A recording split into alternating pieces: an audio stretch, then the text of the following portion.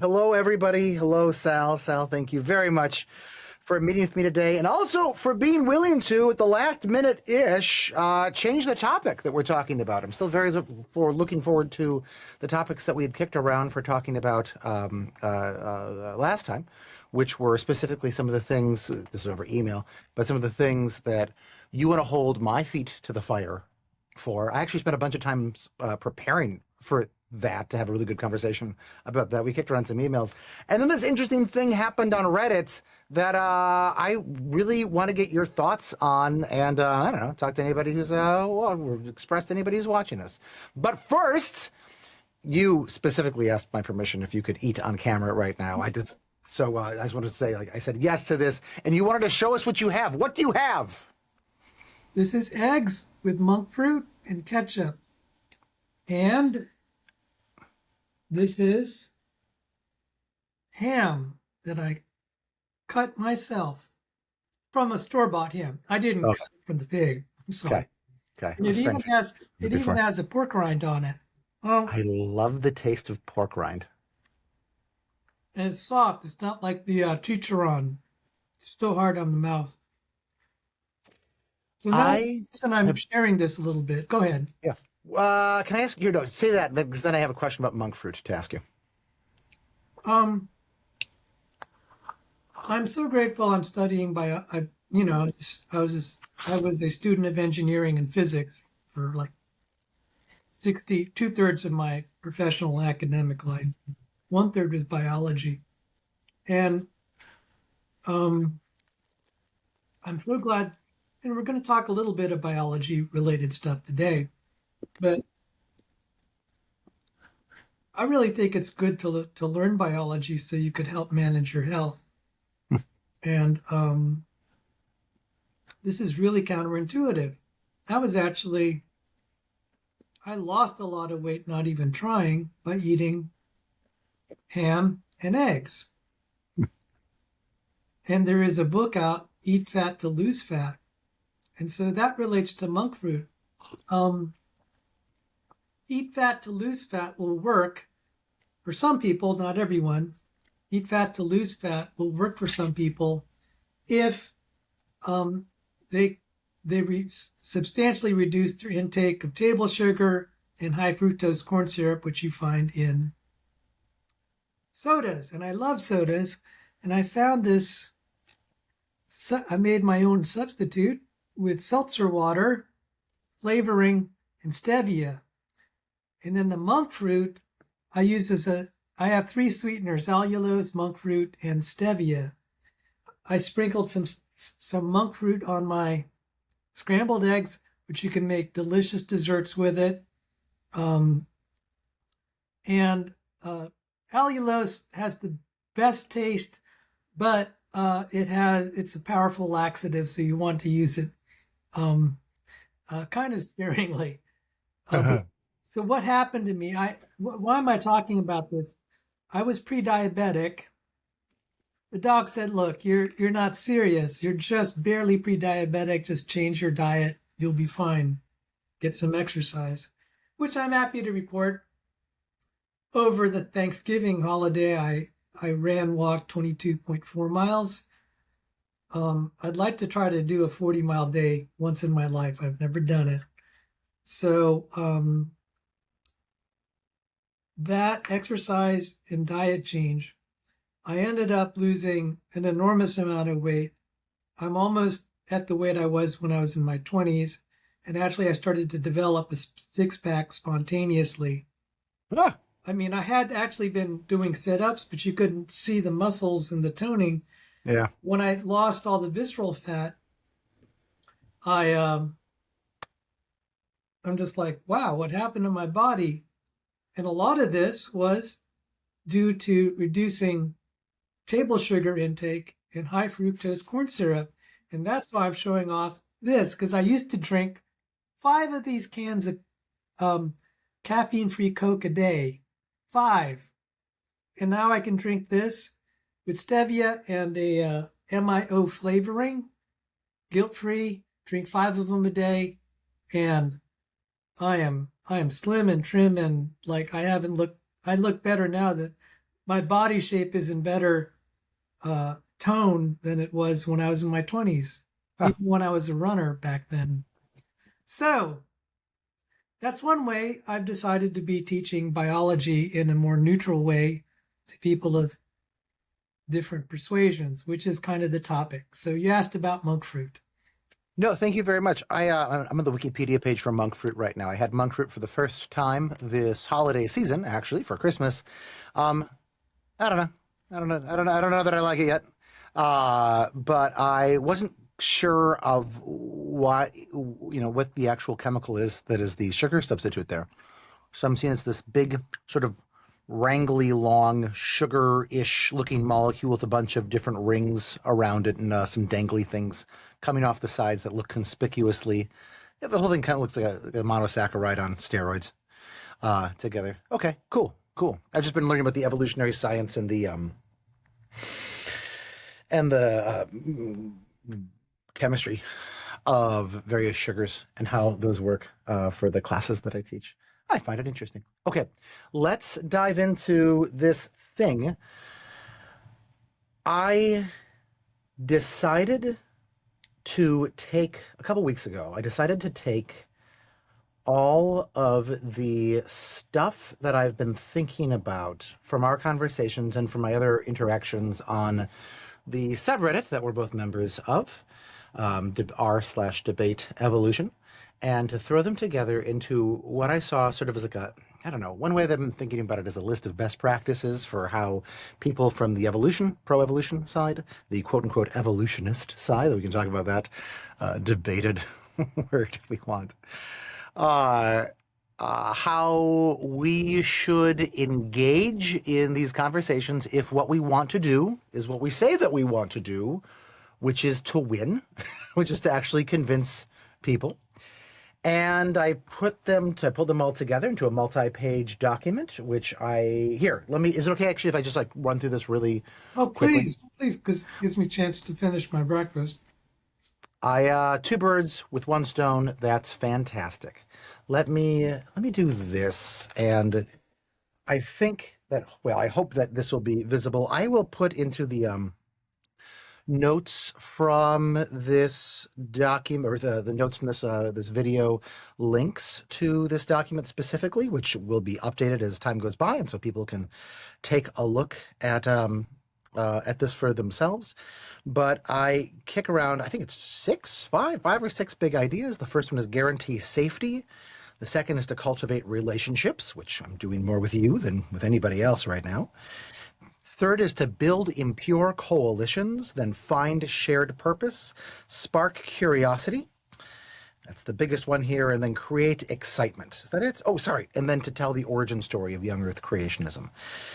To quickly give the lay of the land for each of those, to guarantee safety comes from the idea that for most people, less so you, right, Sal, you are actually like happy to plunge into danger.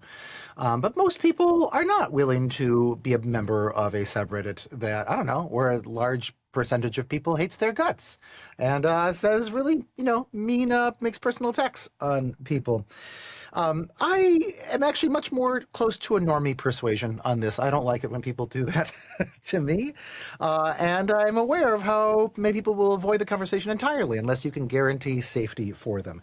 This is harder than just don't be mean to people. It actually, I argue, goes into you have to actually be kind to people to undo all of the meanness that they may or may not have experienced, or in some situations may have imagined they've experienced, but this is one of those situations where subjective reality is the thing that matters. So you actually have to be really kind to people. I initially I suggested number one, we become 99% kind. And then number two, we mute the dicks on our own side. I'm a teacher, I don't usually use words like dicks, but the other words that I wanted to use were worse. So dick was a compromise for this. I have since discovered that people on my side do not appreciate being called dicks. And so I've gone back through and really edited that to say mute dickishness, to define it not as a censoring of people, but a censoring of, I'm blending those two words together, censor and censor, whatever, um, of specific engagements, comments, posts, that sort of thing that are mean. And that has been the most important change that I've made in this document since here, because people legitimately, it's very sensible that when some people read this, they thought, oh, so this is going to become a exclusionary zone where I can't participate if I, step out of line at all. No, no, no, no, no. This is what it means to be radically kind to people, is that you give them lots of chances, not an infinite number of chances, but lots of chances.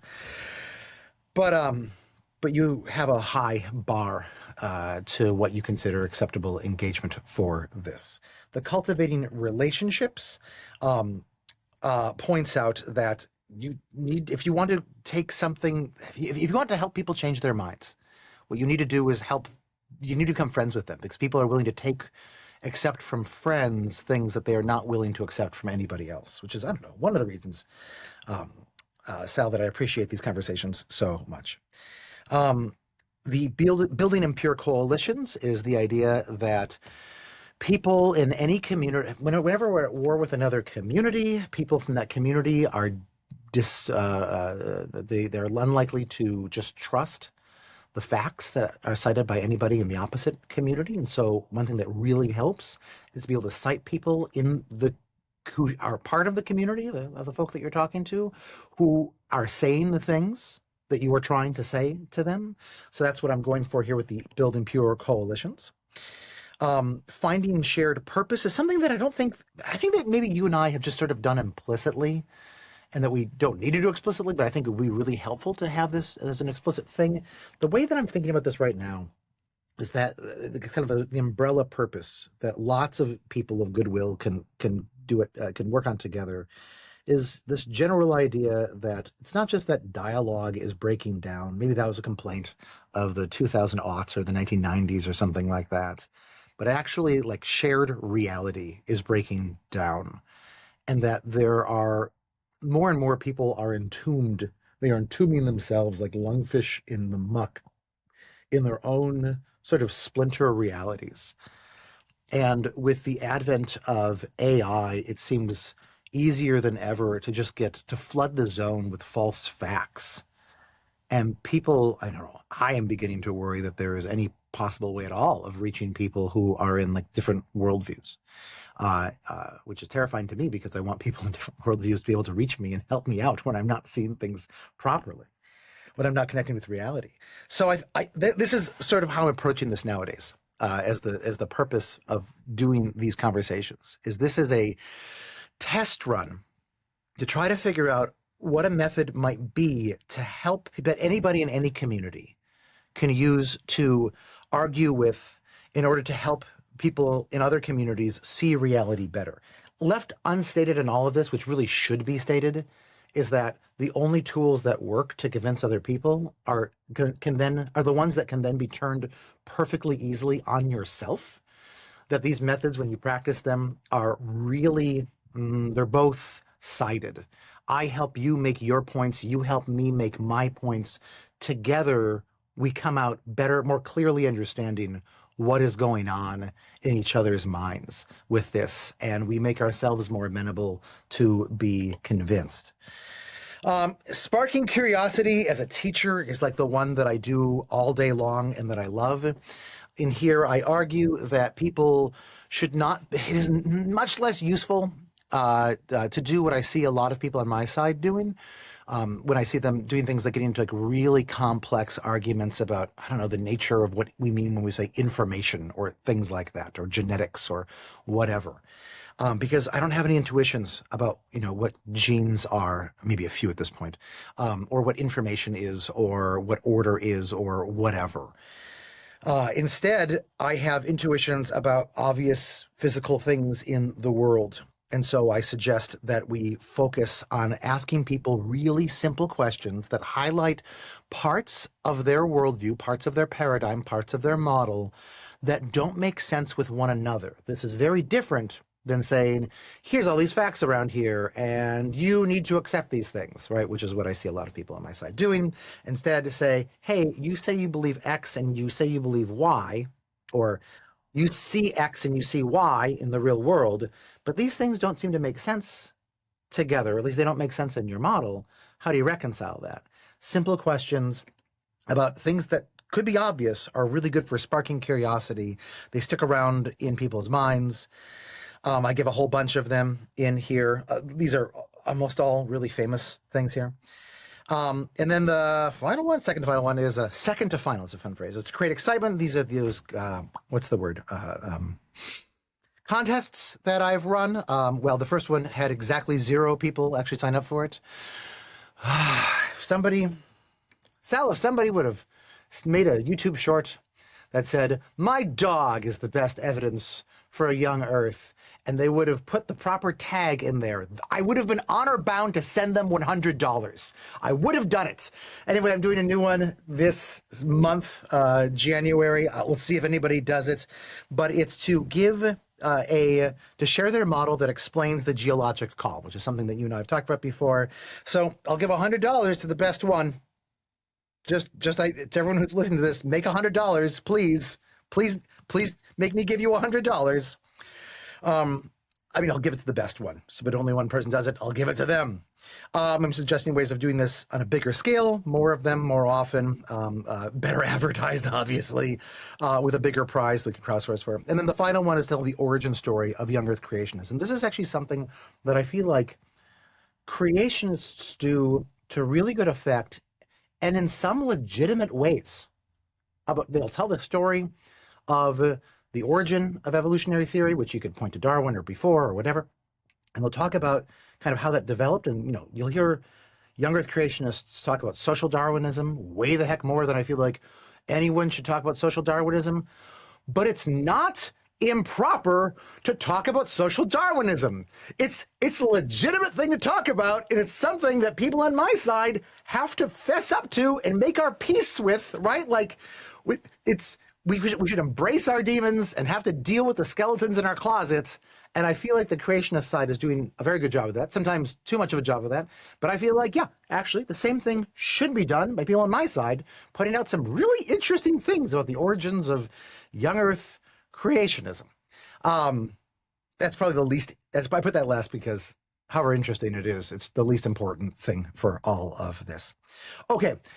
That is what I posted to the subreddit. Within a few days, I got something like 70 responses to it, virtually all of them negative, which actually I found disheartening at first. Then it had a net positive upvote, which was unusual for some of my posts. So there's actually a dichotomy there. I don't know exactly what's going on there. I have since been engaging with people who have written comments there and have had really wonderful pushback. It's been an amazing conversation. Some of the people who have given the most pushback to me have made some really excellent points. If any of them are watching this video, write in a comment. Talk about how awesome you are. Thank you for making this an awesome exchange. This is like the dream of the early internet is alive on r/debate evolution. Sal, I'd like you to give whatever comments you want, whatever pushback. I'd love to give you to make a radically honest critique of anything that I wrote or of anything that I wrote in response to those responses. Where do you want to take this? Can you hear me? Yeah. Okay. I was having some problems with my microphone. Oh, Yeah, sorry. Thank you. That's on my end. Thank you for letting me finish my breakfast. People could see how much I ate, which was a lot, and I'm still thin. So, is there any benefit to this young Earth creationist versus evolution debate? Well, I learned a lot of nutrition in the process. It's benefited my life. So I can at least point to one good thing at a very personal level, where being involved in this battle has improved the quality of my life substantially, because I had motivation to study biology to a level I never had. And I will confess, part of this was just like playing a game. This is for me like the Super Bowl. People have pegged me as some sort of religious fanatic. I'd like to say that is true. But I confess, maybe sometimes the strongest motivation was just like trying to win the Super Bowl. It just felt great dominating my opponents. And um, one reason I go to these hostile subreddits is because I feel I make mincemeat of my opponents, but I also they subtly provide lots of free of charge editorial peer review and have helped correct and improve my materials. And I'm like, they've saved me tens of thousands of dollars. I would have had to hire someone, and yet I have these really critical editors. That's a little bit of my background. When I first read what you said, I said, okay, you want a brutal, honest opinion. I said, you're nuts. Not because I said, he is so naive about people. And that was very simplistic on my part. Next, I was a little offended because you kept saying, yes, bring them to reality. It's like, well, that pissed me off a little bit. But I said, Brandon's a good guy. I think I owe it to him to have a conversation. For 3 weeks, I thought about this on and off. I was tied up with other things. Finally, I began to say, I got to humor this guy since we had a scheduled meeting. And I know he wants to talk about this. I said, okay, let's try to humor this. And so the first set of responses I gave to you by email were simplistic. They were not completely misguided, but they were awfully simplistic. I was pointing out some of the horrible people that I deal with, horrible class of people. Now, you might say, Sal, you're really biased. What I'm trying to point out is I sent you these emails of atheists just ripping each other, these pro-Darwin atheists suing each other, saying the most horrific things about each other, accusations of just moral impropriety on so many levels on both sides, had nothing to do with young earth creationism. And so that's only a microcosm of the problem here. There are truly some horrible people on the internet. They're not representative of the general population. But what I was trying to point out is like, look, you're going to get some comments from people that are just horrible. It's not, if they treat each other that way and they're on the same side, this is like a team where the players are just fighting each other. It's like, look, you're not going to ever expect them to cooperate. Now, it's not a team, right? Is another way of thinking about that. They just hate each other. I mean, when I saw that, I sent you little clips to Elevator Gate and then that battle between Thunderfoot and Richard Carrier. Now, for me, some of it was actually so amusing. How badly they behave. I couldn't laugh at the soap opera. There were huge lawsuits going on. Okay, this was just, I'm just like, good gravy. And I said, the reason Brandon wrote that is because he's a good guy. He tends to view other people like the way he likes to deal with other people. It seems probably very foreign to him to see people who are so full of hate and resentment, like the people participating in Elevator Gate, and then that battle of Richard Carrier's lawsuit with free thought blogs. Oh my goodness, when I watched this, some of the creationists were sitting on the sideline and saying, this is really kind of nice. They're devouring each other and they're actually ignoring us for a change, and we are grateful. So I just wanted, but that's just a microcosm. And then the last 2 days I thought of this and I said, what can I say to Brandon that's helpful? If I had to say one thing, is that there's a no one-size-fits-all approach. Everyone is coming from radically different perspectives, different temperaments. And one thing that really came out is it would be good to talk to ex-young earth creationists who are really, really on the bitter end. And you will see that there is a lot of hatred and resentment and distrust because they came from a Yek background. They feel that they were lied to, that they were manipulated, taken advantage of, and it's going to be very, very hard to ever get them to cooperate because, in their view, they were betrayed and the Yeks are the bad guys. So I see this because, from my perspective, remember, I came from an evolution background.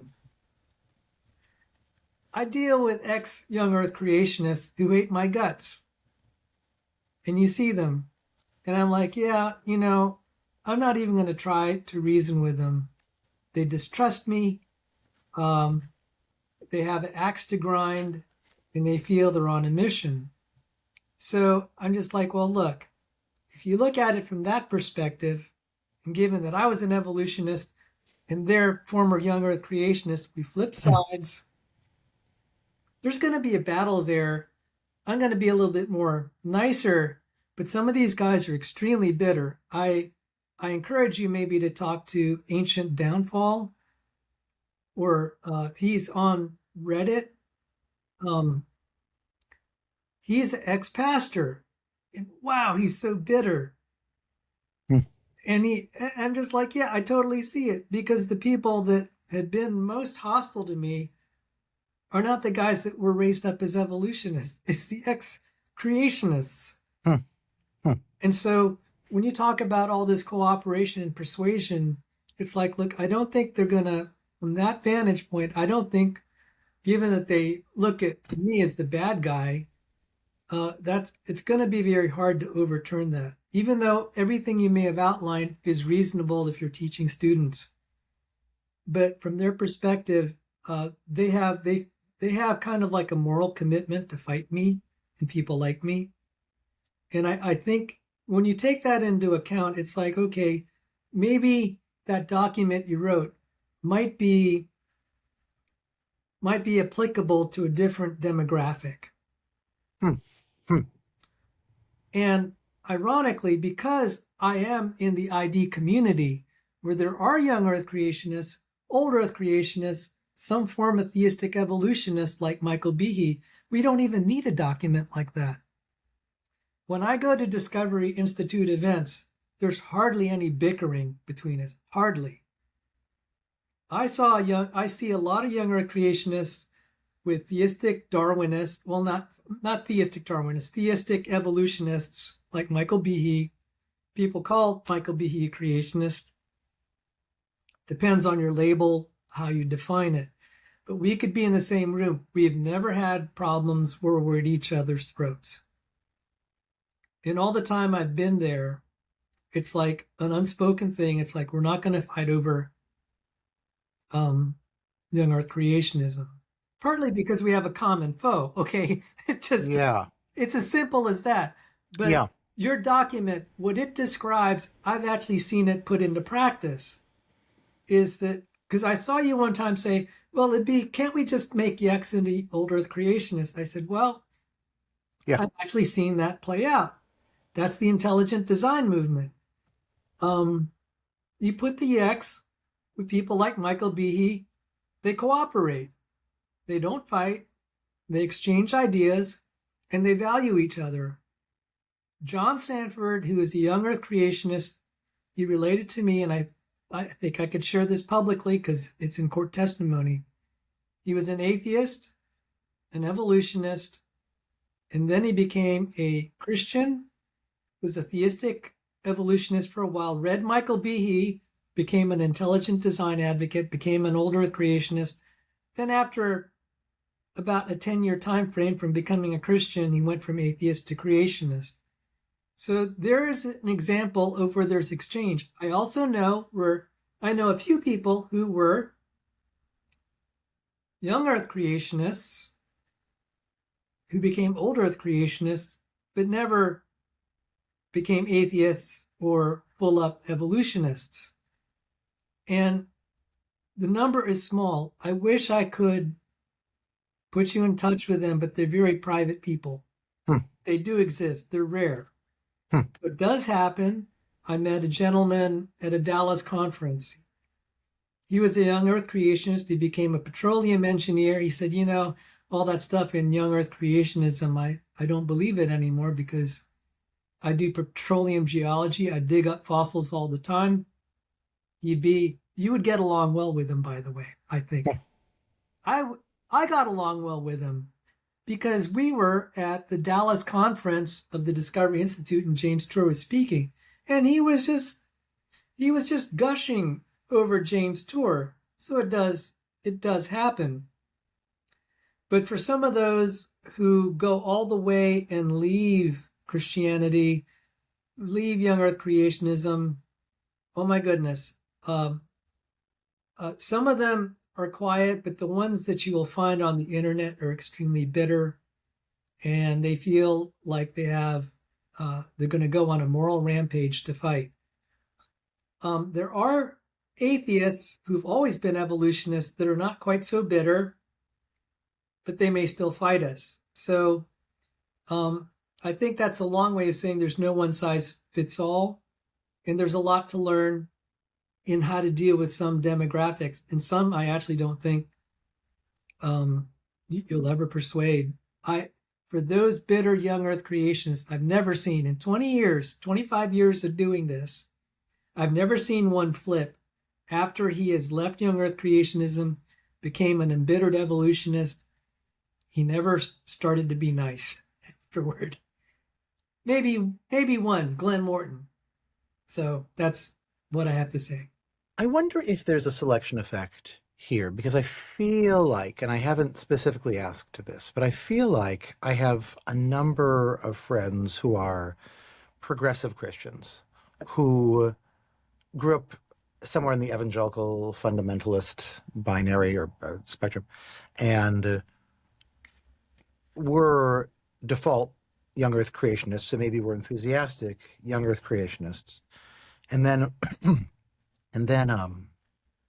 became old earth creationists. They became theistic evolutionists, and or maybe that they became, this is maybe I see where we're talking past each other here. I was going to say that then they're, they believe in God, they're theists, they're Christians, and they are evolutionists. I feel like I know lots of those people, but they don't identify as theistic evolutionists. Like, that's not important to them. And so they get involved in other communities. And they're perfectly wonderful people. But maybe from your perspective, they're not people that you would identify as still being Christians, which is, I don't want to get into a conversation as to that's not what we're going to talk about. Every community draws its boundaries in its own way. Yeah, but I want to suggest that there are some of those. I don't know if that helps my point or hurts my point or whatever. Let me go into something that I think is more. If I might add, please. It's just basically no one size fits all. Yeah, you do have a demographic there, professional academics who are defending their turf. That's another area. And some of these have never been creationists, but you're starting to encroach on their turf. They feel very threatened by. In what way do you think that they feel threatened by this? You know, if I may encourage you, this is just a pure suggestion of data gathering. It'd be better for yourself to just interact with these people and gather their story, because obviously you're going to get a colored viewpoint from me. But the more you talk to actually engage these people, I think the thing you're going to find is it's very hard to have like kind of one size fits all profile of someone that, you'll have, that opposes young earth creationism. You're also going to get very varying degrees. It's like, I tolerate them. They're nut jobs, but I have no reason to fight. And then you have the other pole. It's like, it's our moral duty to crush these people. Okay. And you'll see the entire spectrum. And as I thought about this, when I tried to give you a simplistic answer, I said, no, there's no way I can give you a simplistic answer. There's no way I can give a very summarized an approach that could fit in one document. So go ahead with what you wanted to say, but I had to give that demographic of the academics. They really will fight their turf because it's money for them, money and prestige. I totally agree with your point that there can be no one size fits all approach to this. And that's one of the things that I wish that I had framed the document to be. If and when I write an update to it, I may even start with this phrase now. And I think one of the ways that my document was misinterpreted, because of course it was, is that I was suggesting that everybody do this. I understand that everybody can't do this. I think it was also misinterpreted by some, maybe not, as saying that this is what that subreddit should be. I'm not suggesting that's what this subreddit should be. I feel weird about saying that because I feel like on paper that is actually what the rules imply that the subreddit should be, but I know that the rules that are stated are not the real rules. So I'm not like, I think it's a stupid, I think it's almost always a stupid idea to try to fight a battle to change a pre-existing community. I think it's almost always a better, I'm a capitalist, right? Like just start a new thing. Like this is what freedom means. Just start a new thing and like see who comes along with you. And so, yeah, I think it would be. Bravo. You're trying. Salute you, sir. Thank you. It's just, I'm open to the idea that there are exceptions to this. I think that maybe America is an idea that's worth fighting for. That's almost all that I will say in that category. Everything else is like, who cares? Who cares? I feel like maybe the best way of framing this is that I think that if we had another group of people, I don't mean necessarily another subreddit or whatever, but like some group of people that whenever anybody talks about, oh yeah, like creationists and evolutionists and the people on the opposite side, they're so terrible. Someone will always be able to say, well, yeah, but what about that one group? Because that one group actually has like a bunch of kind of nice people on the other side. And I've seen them like talking online and they actually like, they're making some good points and I don't really know how to answer those. That's kind of all that I'm hoping for. And I'm not even the person who can pull this together because I have a company and I'm starting another company and I have a change the world quest that is not this quest actually, but I'd be delighted to help anybody who wants to try to pitch in to work toward this. I got to tell you, just thinking of demographics, people have seen me in the ID community. I get invited to speak at private Discovery Institute events. People also know me as Young Earth creationist. I can tell you, one of the reasons I like being in the ID community is they have a temperament like you and me. Generally agreeable. I mean, I'll take people's head off on internet forums, but people that know and work with me, it's like, Sal's a really cooperative guy. If you don't attack him, he won't attack you.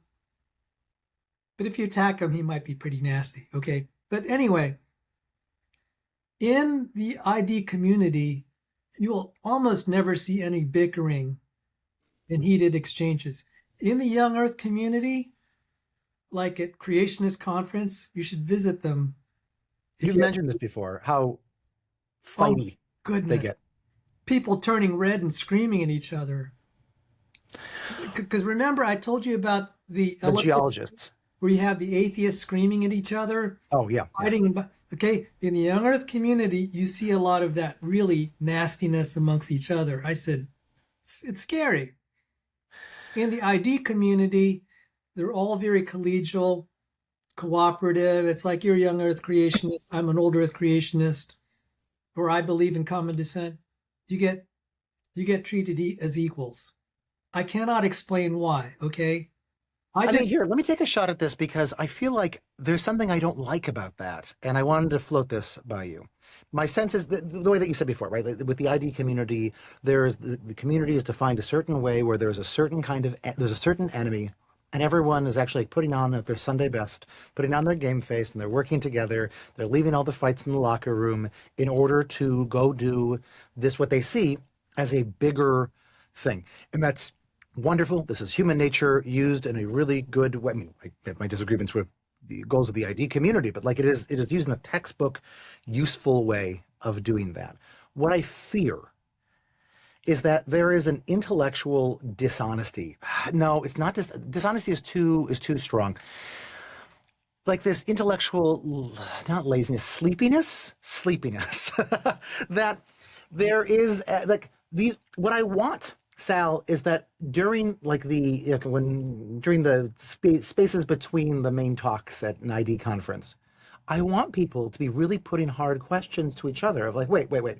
I know that we're on the same side for this, but I believe that the Earth is either 1 million times older than you or one millionth of the age that you give it. These are huge worldview differences. That is my ideal intellectual climate. And I'm hearing from you, correct me, that that is verboten at that kind of conference. And that seems kind of sad to me.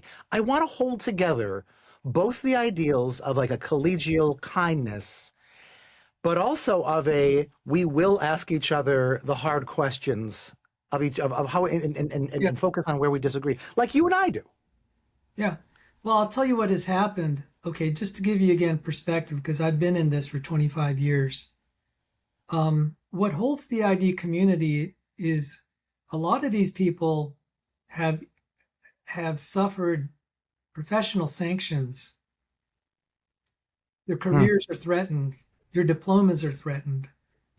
I mean, in the community, we have people from Yale, Harvard, MIT, top schools in the United States, working at top institutions. And if they just in the evolution world say something that's out of line, they can get fired.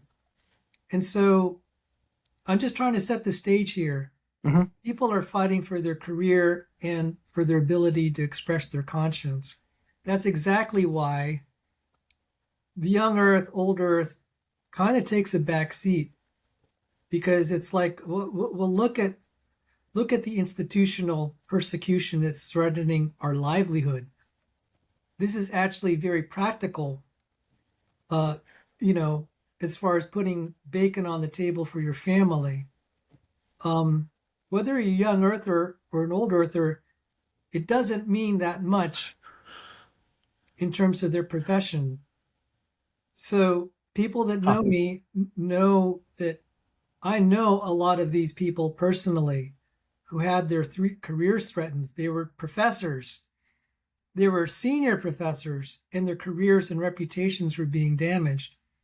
When we had gathered together, it's like, hey, you are. It's not just ideological. I don't want to make it seem like it's ideological. I'm just trying to put why. Sometimes we don't care. It's like, gee, Yeah, that makes sense. you're a fellow victim of the system. I don't care that you are young earth creationist or old earth creationist. You have had your academic freedom and your freedom as a professional scientist to express yourself. We have a common cause in this. And I just wanted to say, it's not that it was ever verboten, but when I'm at these meetings, it's like we talk about, okay, I mean, some of this you'll actually just see if you actually watch the publicly available videos. What you see in public is often what you will get in private. They're just saying, okay, this is my professional research. I'm just sharing what I want to hear. This is what I've worked on for 20 years. And so sometimes we'll congregate and just share appreciation for what someone has devoted their life to.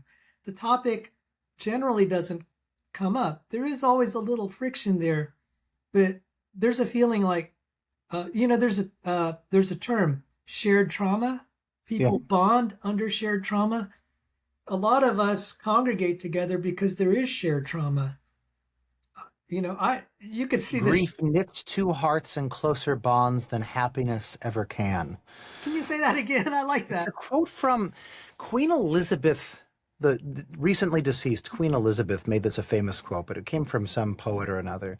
Grief knits two hearts in closer bonds than happiness ever can. It's so good, isn't it? So well said, brother. Yeah. So well said. Yeah. Thank you, Queen of England. I mean, if you're wondering, it's like, why don't we ever talk about that at Discovery? I had, at ID conferences, I think you've given me a chance to try to explain that to you. It's like exactly what you said.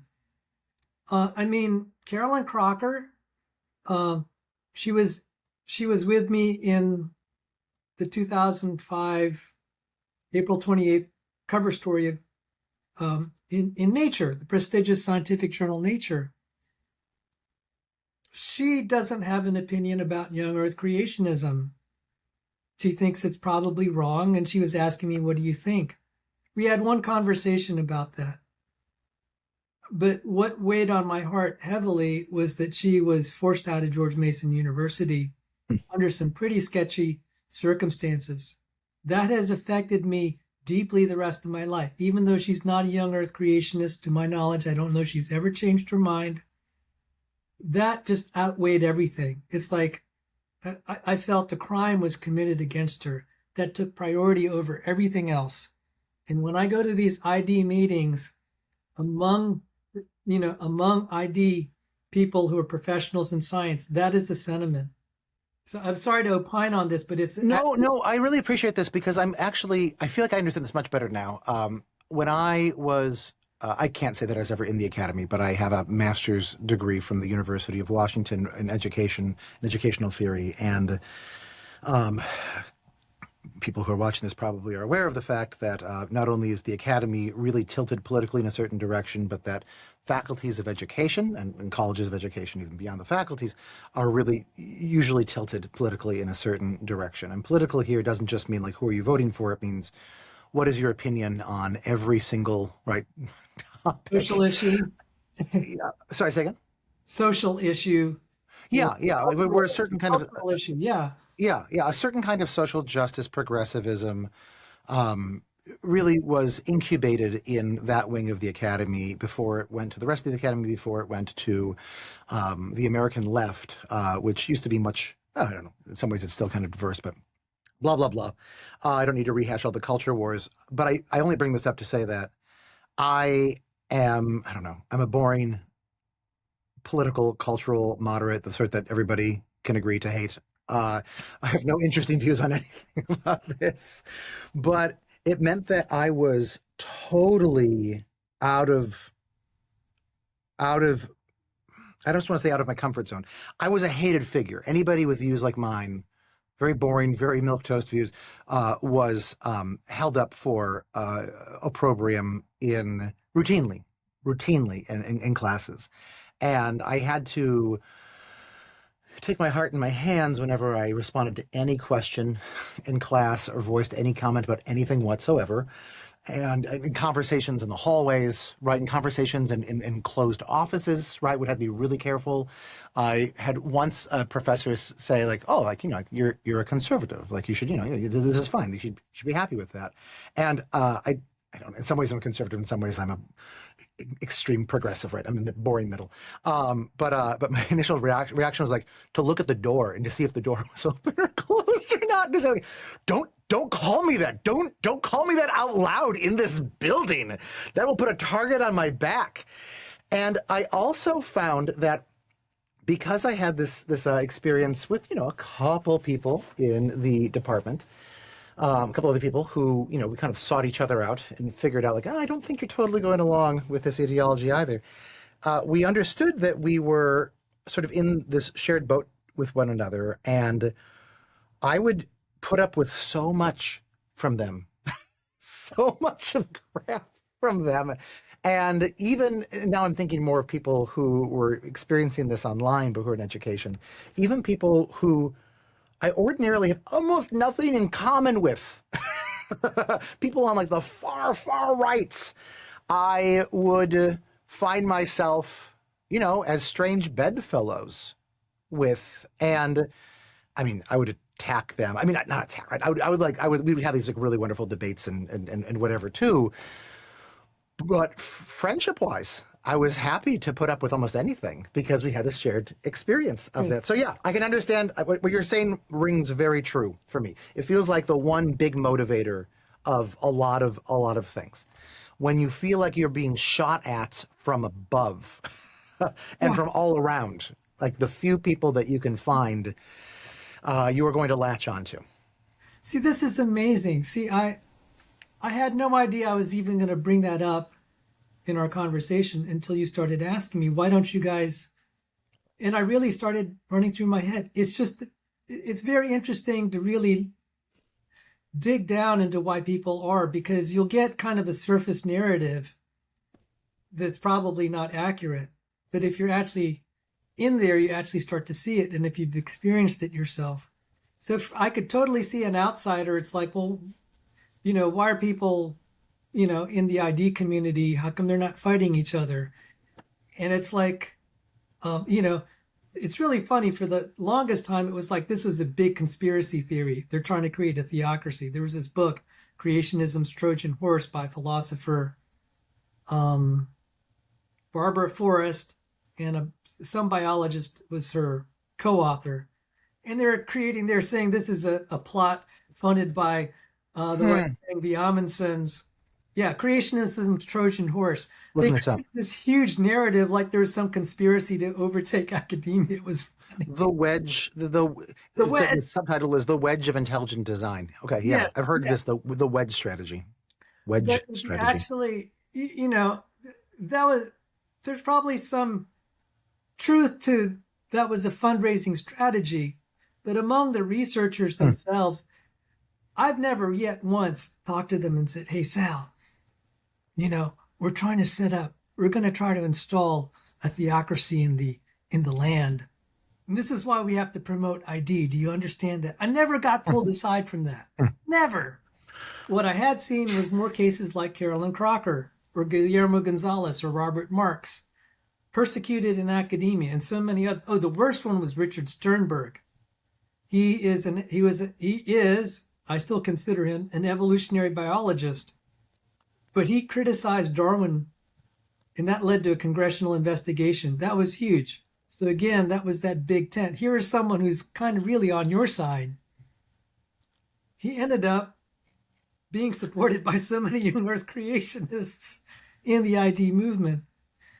So I think that's just by the way, I think Richard Sternberg should be a very interesting case study because he's still an evolutionary biologist, but he's on our side now. This is great. I have a couple of things I want to ask you, but I want to focus on this for a second. One of the commenters on that response said, okay, and if he or she is listening right now, and if I'm butchering this, I apologize for butchering this. I don't have that up right now. Something that I'm remembering as the purpose of young Earth creationism, not ID, they didn't say specifically, although I imagine they would have put ID in that. The purpose of creationism is to... White nationalism or something? Yeah, thank you. Yeah, white Christian. That white was Christian Dr. Dan. Christian, yeah, white Christian national. Okay. And I think or at least have intuited that my intellectual reflex is always to find what is true or what might be true in anything that anybody says. This gets me into trouble always. If I cared about actually not getting into trouble, then I should probably try to quash this in myself, but I don't know. It just seems like a good way of actually coming at ideas and developing a nuanced worldview. So the thing that I found true in that, and I want you to critique this, is that there is overlap between Christian nationalism and conservative evangelical Protestantism. That's one stance, and there's one fact, I think. And I think the other fact is that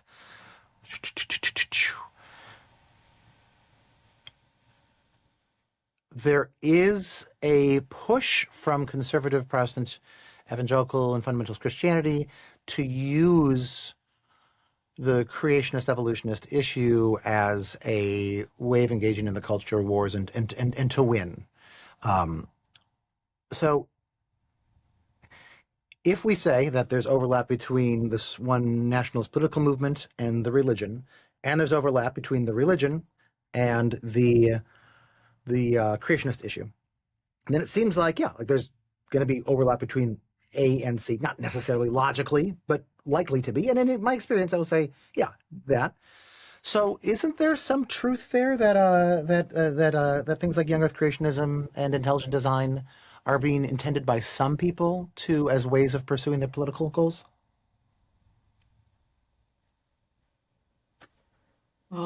My computer's hanging. Apologies. Okay. Mine was a minute ago. Hey, I'm not a white guy. So I found that kind of funny. And I'm probably one of the most motivated advocates of young earth creationism. I was tempted to say, hey, Dr. Dan, look at me. Do I look like a white Christian nationalist? But there is overlap. And to that end, I think Christianity will spread to the extent that intelligent design is accepted. We don't need full-blown young earth creationism. People had probably forgotten this at the infamous Scopes monkey trial between Clarence Darrow and William Jennings Bryan. William Jennings Bryan, 101 years old today, this year. how about that? He was an old earth creationist.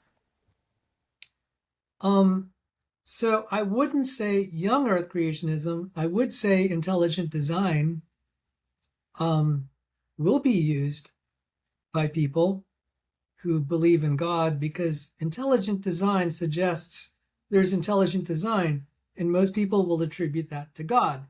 That being said, there are atheistic intelligent designs. Young earth creationism there's an overlap between that, and I would agree it can be used to advance Christianity. But to say it's inseparable, I'm just like, well, okay, look, for me, I don't care.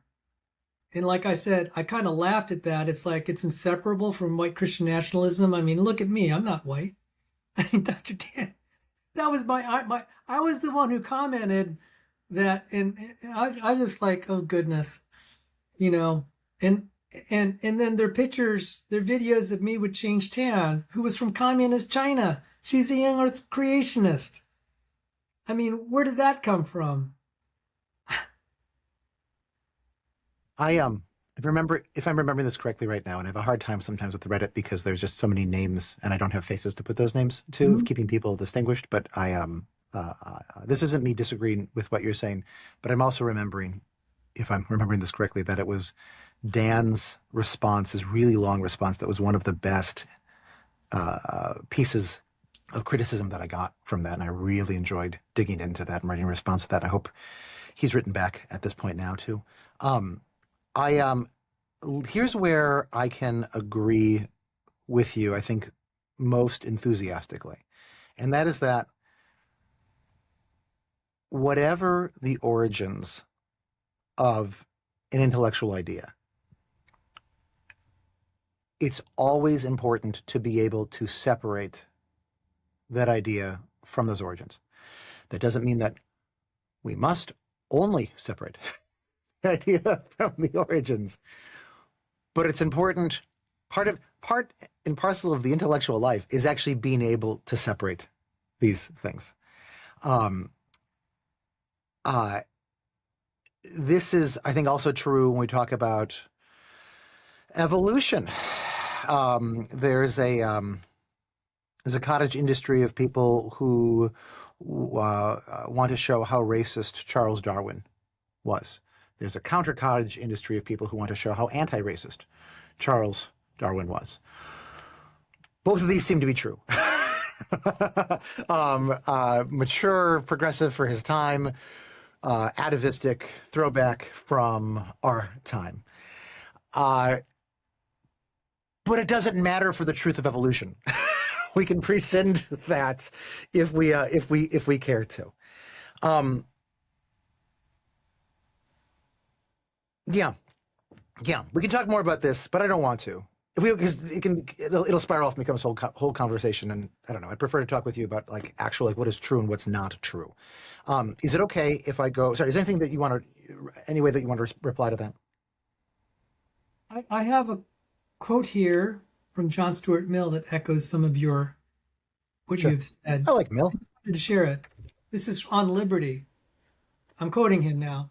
First, if any opinion is compelled to silence, that opinion may, for aught we can certainly know, be true. To deny this is to assume our own infallibility. Secondly, though the silenced opinion be an error, it may, and very commonly does, contain a portion of truth.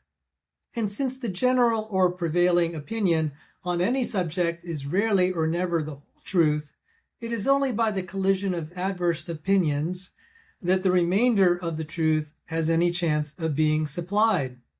Thirdly, even if the received opinion be not only true, but the whole truth, unless it is suffered to be, and actually is, vigorously and earnestly contested, it will, by most of those who receive it, be held in a matter of a prejudice, with little comprehension or feeling of its rational grounds.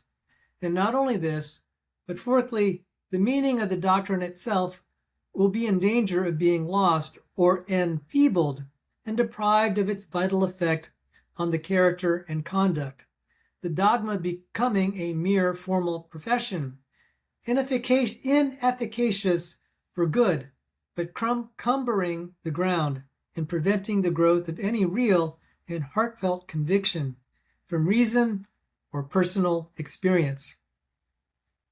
And that echoes a lot of what I see of your mindset in what I've seen over the last 2 months.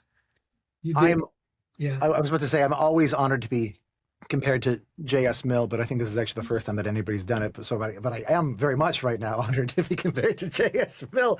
Can you, in a sentence, say what you saw, like in that chunk of text, how you see that is connected to what we're doing here? Well, when you posted on Reddit and you got some negative comments, you said you actually really appreciated it. It gives you insight. When you solicit the viewpoints of other people, you begin to get insights. So even when I would disagree with Dr. Dan about young earth creationism being inseparable from white Christian nationalism, you still found some truth in it by finding an overlap. That looks very much like John Stuart Mill.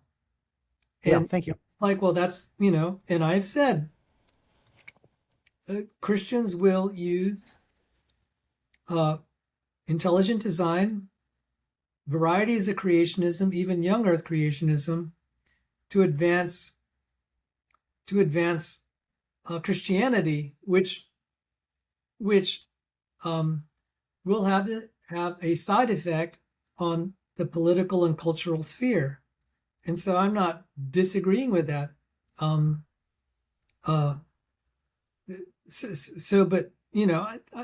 there is an element of, I can understand why Dr. Dan would say what he did. I just don't agree with some of the particulars. And I could see that you are synthesizing numerous viewpoints and perspectives to come up with something more coherent. And I really think our discussion today, both of us have a much clearer picture of what's going on, and we have a much more nuanced view of the interactions, because I never thought about this stuff until I saw your document and just like, where did that come from? Oh, thanks. Never thought about it. In fact, some of it came to my mind just now as I was talking about the intelligent design community and why we get along so well. It never occurred to me why until you brought up the subject. Why does it seem verboten you don't talk about certain subjects? I'm like, that's a good question. I never thought of it.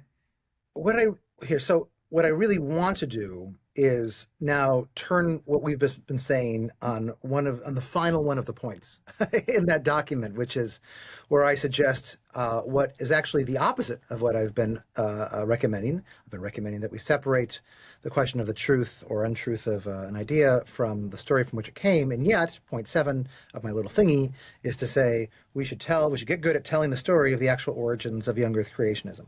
I do think that both of those things are true. Because I also am a historian, and sorry, I'm not a historian. I have a degree in history, and I have a degree in world religions, and beliefs and origins matter in how we think about things.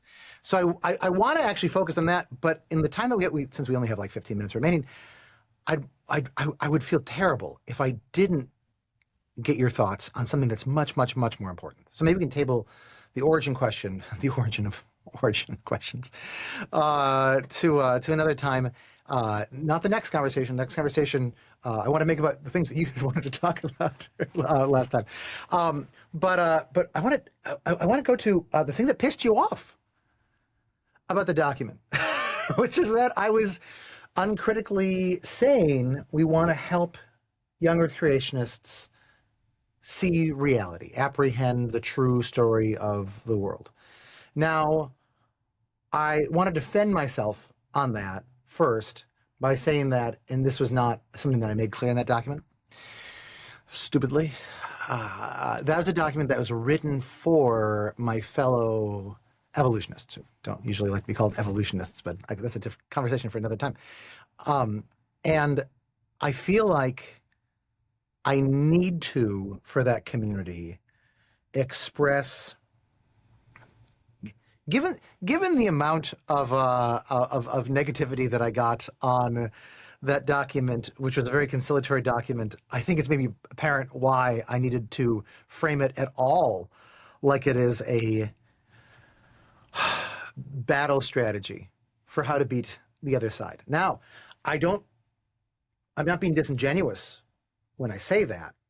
I may be being ironic when I say that, because what I actually mean, like I was saying before, is this kind of two-faced, sort of this double-sided thing, right? Where the best way of beating the other side is to make the rules of engagement clear, to be really kind, and to invite them to disembowel your side also.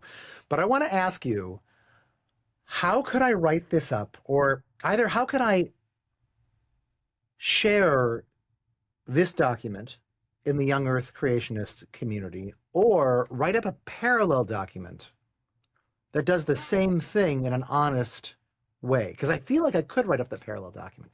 I also will say that I've shown this to some other young Earth creationist friends, and one of them at a New Year's Eve party said, I think this is actually the most respectful thing that you've ever written about young Earth creationists. But I had warned her that it was going to be, this thing that I wrote for the pro-evolution community. I'm sorry, I'm talking all over the board here, but you're smart. Go ahead.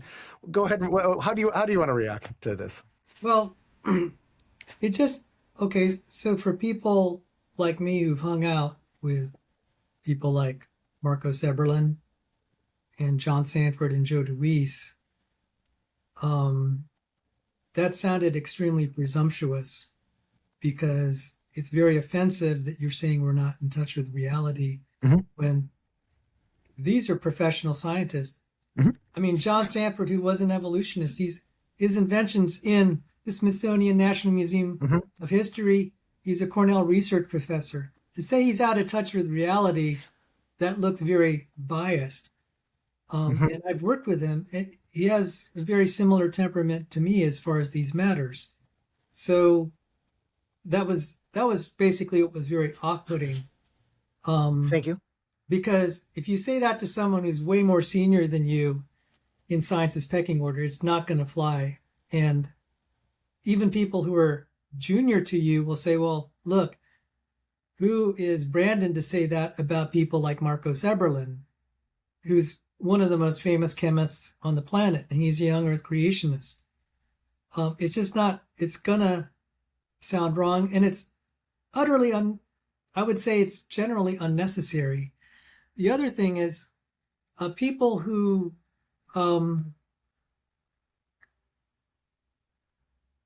if you're trying to reach the evolution community, you don't have to use that wording at all. It's how can we get them to stop believing in young Earth creationism? Ironically, I could tell you how to get some young Earth creationists to stop being young Earth creationists. The way to find out is talk to ex-young Earth creationists. They'll outline all the horrible arguments they learned in young Earth creationism, that they were fed as scientific truth, and it turned out at best many times it was not, or it was misstated, or an abuse of science. So I actually thought, if I were trying to ruin, uh, young Earth creationism, I'd say first I'd pollute it with terrible arguments, pass it off as truth, insist it as God's truth, abuse and be dogmatic, and persecute them till people are so fed up they leave and end up being people like you see on Reddit. Yeah. That'll do the trick. And people will be like, Sal, that's horrible. I'm like, look, this is exactly why, and I wanted to show you this graphic, that I tell young Earth creationists, I said, look, don't listen to these creationist evangelists. They're in it, one, for the money, two, also to promote power and influence. They don't care about really leveling with you. They're an evangelistic association. One for the money and two for the show? Yeah. Their primary motivation is to change culture. It's not, one for the money, two for the show, three to get ready, and four to go. Sorry. And things my dad told me when I was a kid. So go back to the important things that you were saying, Sal. Okay, so they're trying to get money and influence, and they'll use cheap arguments. It doesn't, to them, the quality of an argument is how many donations and people do we persuade short term. I'm sorry, that sounds really horrible, but it seems to be true. I've been in this business long enough to see it done by both sides, but especially the creationists. So if you want to unmake young Earth creationism, keep putting people like Kent Hovind in the forefront. Oh my goodness. Young Earth creationist Kent Hovind. He'll make a lot of young Earth creationist haters eventually. Right. Perfect. And I've actually been very critical of him and people like him because of that. But let me show you graphically, and you might want to talk to this lovely young lady. She interviewed me. I'm going to share a screen if I may do that. She asked me to give my journey from being an old Earth evolutionist to a young Earth creationist. And I gave a graphic like here. And I said, well, in the pre-1970s, I had no inclination for young Earth creationism. Over the years, over those 50 or 60 some years, I began to be very persuaded elements of young Earth creationism are absolutely true. But there are some things that I'm doubtful about, like right here. Like I can't argue against common descent very well. Put it yellow, meaning kind of in between. I wouldn't green light it. The Great Flood and the fossil record. I wouldn't put that as a win. And hence you found me quite agreeable to some of the things you said. As far as the entire solar system and the entire universe being young, I still put it it's still somewhat in the red column. This is what I could say in good conscience, and I'll say I'm still a young Earth creationist because look at the trend. It was all red at one time and stuff is starting to turn green. And I said that if we were more measured, we would retain more young Earth creationists. If you want to make people leave young Earth creationism, keep doing business the way you are. So some of the people that are helping achieve what you're aiming for are on my side.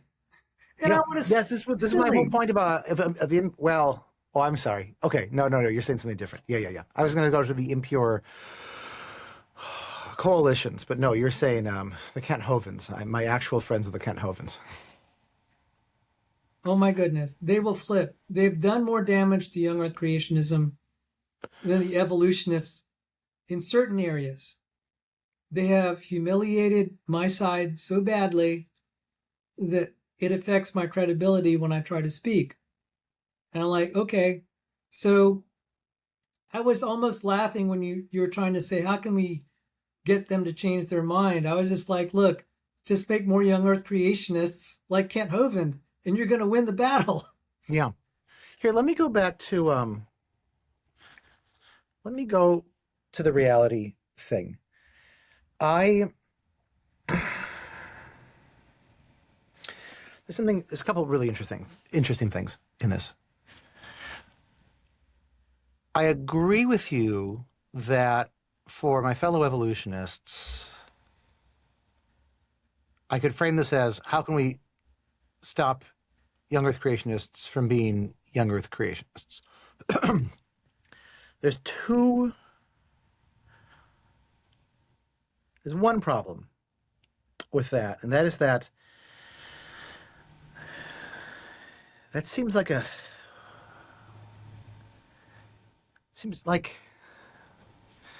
doesn't seem important enough for me. And I say that as somebody who's investing a lot of time into this debate. The goal can never be for me to just stop somebody from believing what I understand to be an untruth. The goal has to be, how do you get people to actually begin to be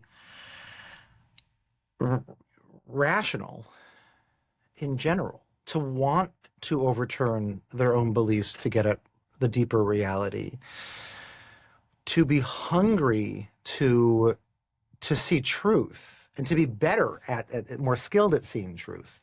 So just stopping, I mean, the easiest way to stop somebody being blank is to kill them, right? But what we want is not fewer of the opposite side. Okay, that got dark. What we want is for more people to be on team reality. I want to talk about in a second the fact that sounds presumptuous, because I understood that sounded super presumptuous right there. But first, can you react to that? Well, one thing I found, many of the people I debate know far less science than me. I think people on both sides think because they have a particular view that qualifies them to speak as experts on stuff they know very little about. And maybe about the only way, well, notwithstanding what I said about ex-young Earth creationists, you're not going to get 25 years of watching them. Not one has ever softened their stance. Not one. That's almost a track record of 100%. I don't know that you could ever persuade them to be more committed to the truth. Hold on, that can't be right? Like, we're just not seeing them in the community because they're exempting themselves in the community, right? No, but I see it because I will give them data. In the last 2 days, I have published peer-reviewed articles by evolutionary biologists who have a viewpoint similar to mine and John Sanford.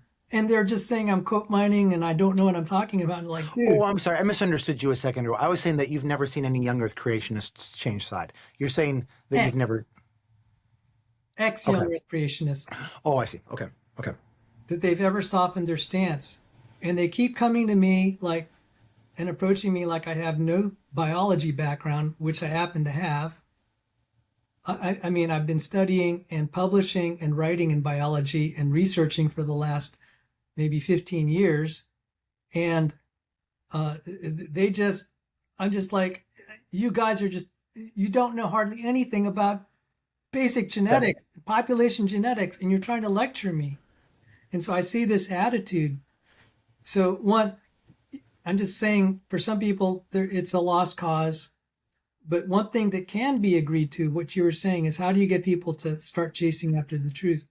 I think it begins by just very basic textbook science in chemistry, biology, and genetics. You throw out all the evolution stuff. I'd be happy if they start to just learn that, because then we could start to have a dialogue. A lot of the people I debate don't even know the basics. I have to teach them. It's like, do you not even understand biochemistry? And you're purporting to declare this. I said, I published in protein biology and you're telling me about my field. And so it's very off-putting to be dealing with these people. So a first step is to get them educated on the basics. Then we can start to talk on common ground, because they totally misunderstand what I'm saying. They don't even know half the terminology I use, which is standard textbook terminology. So I don't know that that was much help. And I mean, personally, one of the things that one of the pieces of nuance that was lost in when I published that document was that some people said like, well, actually, the only way of doing this is to like really upend the entire educational system, right? And to which I say, yeah, that's my actual project in my life. That's why I can't actually devote very much time to this project because it turns out that I do think that is the actual answer. okay, rather than trying to change other people, okay, maybe we could just talk about how can you and I individually, and then even like what we're doing here, how can we move the dialogue forward? We could start with ourselves. Yeah, we are. I like your mission of being a science teacher. I love that. And I love teaching basic science and statistics. And it's like it's going to be so much easier to communicate things. I have an easier time even with my own young earth crowd. And I'm like, guys, you don't know the basics. And I understand it's hard to learn it. It's not that hard to get the essentials of what you need if you want to talk creation evolution. You don't have to go through 4 years of school, but you do have to learn. You have to be willing to spend at least a few days maybe learning rather than trying to learn this in 1 hour in, kind of a one hour debate. It's not going to work. So as far as you and me and what we can do corporately and individually, rather than attack creationism or evolution, we can talk about what are the agreed upon scientific fields that are worth discussing. And that would be things like cell biology. Okay, I actually think I have a difference from you in this. What you're saying sounds very reasonable. I don't actually like deeply disagree with it. Sure. But I think that the difference that I have is maybe worth mentioning and then at some later point, because over time exploring. And that is that I recommend that people on my side not do that we not tell young earth creationists, well, you got to learn a lot of cell biology. No one's going to do that. Very few people are going to go off and do that. Instead, what I suggest is what I'm thinking of recently as sort of guerrilla science, where you tell somebody like, well, here's this really simple thing that doesn't actually fit in your system, right? This is an anomaly. How do you make sense of that? And then through the conversation that ensues, they can learn a lot about this. I think that's great. And okay. But I would say, okay, so having matriculated through secular programs, I'm accustomed to learning from people that believe in evolution. That's not a problem. I had a much more greater respect having had them as my professors, where they just teach. Most of the stuff I learned was basic biology. Very little of it was evolution. Very little. And so if the goal is to persuade young earth creationists, it's like, if you keep throwing it in their face, they're going to resent that. I didn't resent it because when I was in school, I didn't resent it from my professors, even if they mocked young earth creationists, which is rare from the, in a lecture. It almost never happened. It was old textbook stuff. I think that's the most you can advance. That's the most neutral ground. Talk about cell biology. If you start going, full blown, let's confront them immediately. I don't think that's going to go over very well. I think they're going to just lock up and say, I'm done. The reason that I didn't lock up is one, I was getting paid to go to school and John Sanford was paying out of his pocket to pay for tuition and also pay me. I'm like, okay, I'll do it because it's my job. And so I knew walking into it, this is what I would get. But if it looks sneaky, it's just not going to work. I don't mind. I also, I would just say, look, young earth creationists, why don't you I'd encourage you to read this book by this evolutionary biologist. So what I have done, I've actually recommended, I say, these are my favorite evolutionary biologists. You will not agree with everything they say. Read their books. I recommended just yesterday, Evolutionary Cell Biology by Michael Lynch. I got downvoted to oblivion Huh.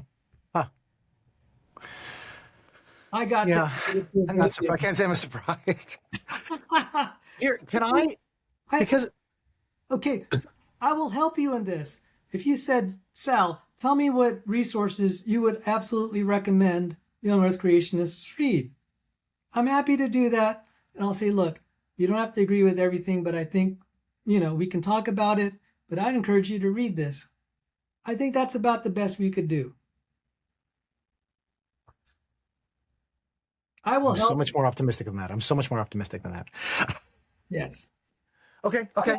I don't think an evolutionist saying that would go over well. You need a young Earth creationist to help you reach out to young Earth creationists. Yeah, that's totally true. That's yeah. Hard agree on that. Here, final question has to do with the reality, the reality thing, and sounding presumptuous. I'm going to say this, and this doesn't sound presumptuous. I've not met John Stanford. I know that you talk about him a lot.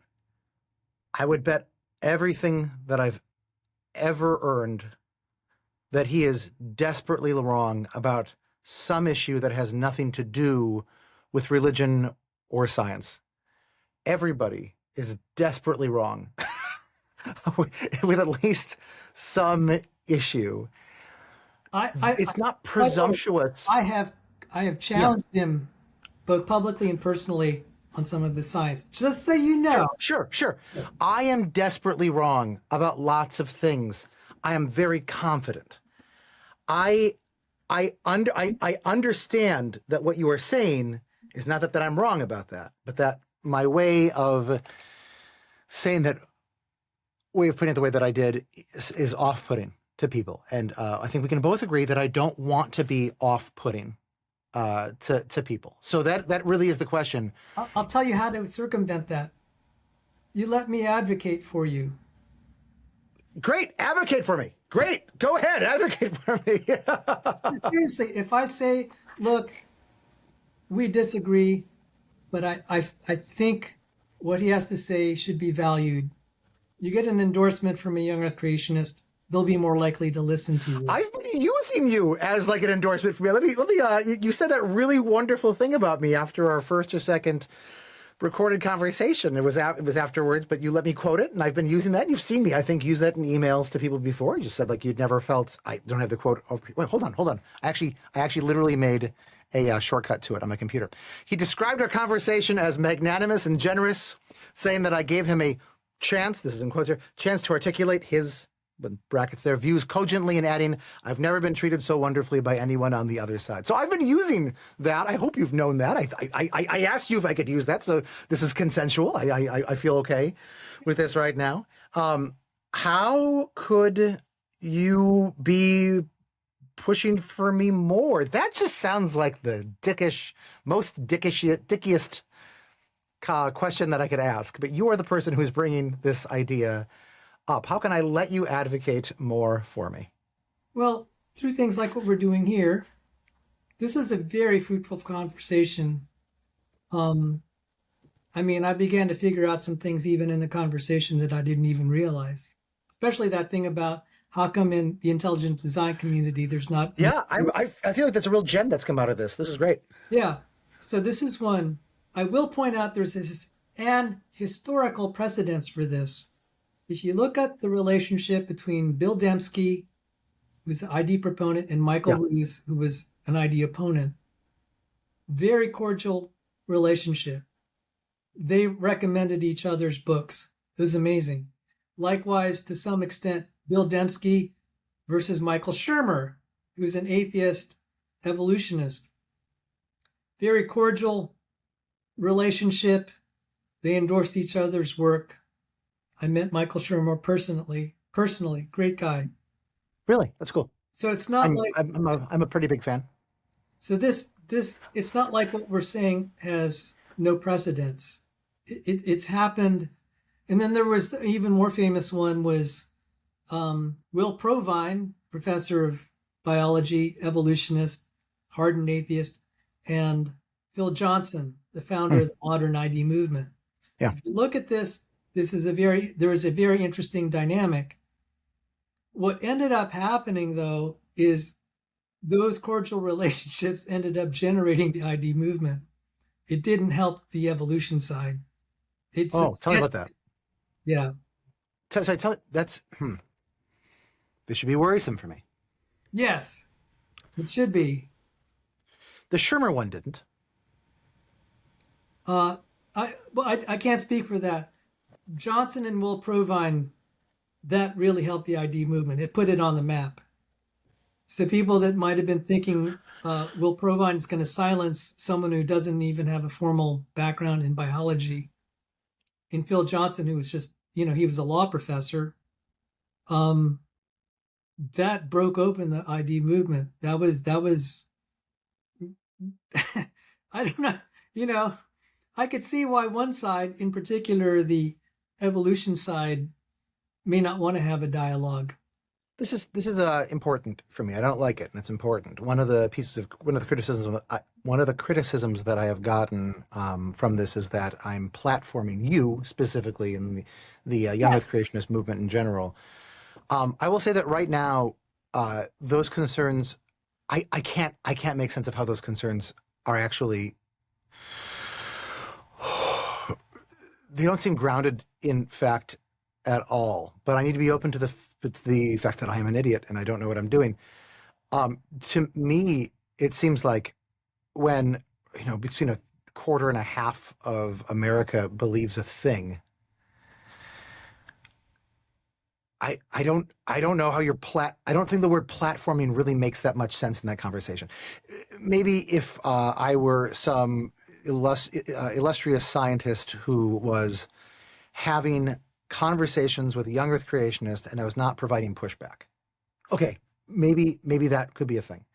I feel like I'm a nobody on the internet who is having conversations where I give lots of pushback. And I don't understand how that can amount to platforming. I feel like it's the opposite of platforming. I'm thankful, Sal, that you keep coming on to meet with me, even though I feel like I feel like you have not gotten the better of me in the parts of our conversations where we have like pushed against things, like the geology one. You're very charmingly, gentlemanly, like acceded to that. And we'll see how we do when we actually talk next time about the things that you wanted to talk about, right? So we'll have a chance to reverse that. Look, it was very, very sincere. I said you scored really good points. I have no counter. I would hope young Earth creationists would say that more. Because it seems like top shelf young Earth creationists do. So I don't get how this could amount to me platforming you or another young Earth creationist. All I could say is maybe that should be the least of our priorities of how to persuade. Maybe the priority should be, what can we learn? Yeah, I agree. What can we define as what we don't know, and what can we define as what we do know, and then what are who is so it's Philip. Sorry, go for it. And then define where we don't agree about what the facts actually are, or the interpretations. That's about all we could do to decide who's going to win or influence public opinion. I think that's kind of the wrong-headed approach anyway. Yeah, I agree. It instrumentalizes a dialogue, a relationship. It makes us inauthentic. What's the name of the guy? Exactly. Yeah. Martin Buber, the Jewish philosopher and theologian, wrote in his book I and Thou how, from his perspective, the central ethical tenet is to not make only an it of the person to whom you are speaking. You need to treat them first and foremost as a person. And the engagement is not just a way of getting something else that you want. You have to respect that relationship. Who was Johnson's interlocutor, his partner in conversation? William Provine or Will Provine? Thank you. I gotta look this up to figure out what's going on here. Thank you for that. Johnson Provine debates are classics. Relative to today's level of knowledge, you'll obviously see that the ID side had very limited number of data points compared to today, but it was still classic to see the two of them go after each other. And Will Provine I felt actually Johnson was being a typical lawyer. He was being kind of a jerk. Will Provine was very gracious, referring to Phil Johnson as my friend, Phil Johnson. And to this day, Will Provine is revered by the upper echelons of the ID movement because even though they sternly disagreed with his viewpoint, he conducted himself as a gentleman. And the quip among us was Will Provine was the most Christian person that we knew among the non-Christians because he was so cordial and dedicated to civil dialogue. So if you want to see... I'm seeing all of these pans to him when he died a few years ago from creationist and ID websites. Yeah. Yeah. Okay. I'm going to go. Hey, thank you for this, friend. I hope you enjoyed this dialogue as much as I did. Yeah. Yeah. Next time, you holding my feet to the fire on issues that you think that I am profoundly wrong and ignorant and stupid about. And I look so much forward to it. Well, let's try to be productive. I mean, I would like to learn more about what you teach in science. I think we can collaborate on how to teach the areas that we agree upon. I'd be interested. You teach them. That would be. I don't even know exactly what you teach. I'd love to learn more. Scienceisweird.com. Go ahead and poke around there, and we can talk about that next time. Yes. Next time that we do. Yeah. Also, can I meet you briefly backstage? We can talk about. Yeah. Oh, yeah. Absolutely. Okay. Yeah. But they're not supposed to know about this. That's the fourth wall. You just broke the fourth wall, Sal. All right. Bye, everybody in the future who's watching this.